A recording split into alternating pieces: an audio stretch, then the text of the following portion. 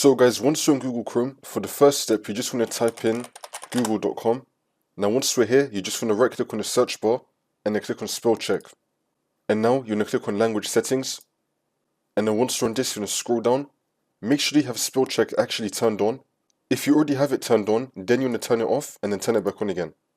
Now you could either go with basic spell check or enhanced spell check. It's up to you what you're going to go with. I'm just going to keep it on basic spell check.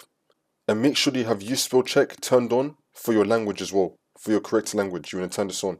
If that's still not working for the second method, you're going to click on the three dots on the top right of Chrome and then click on settings. And then once you're on this, on the left hand side, you're going to scroll down and then click on about Chrome. It's now going to start checking for updates. Make sure that your Chrome is fully up to date. Once your Chrome is fully up to date, you're now going to click on reset settings. And now you're going to click on restore settings to the original defaults. You can untick this and then click on reset settings. Now you're going to close out of Chrome, open it back up again, and then this should now fix your problem.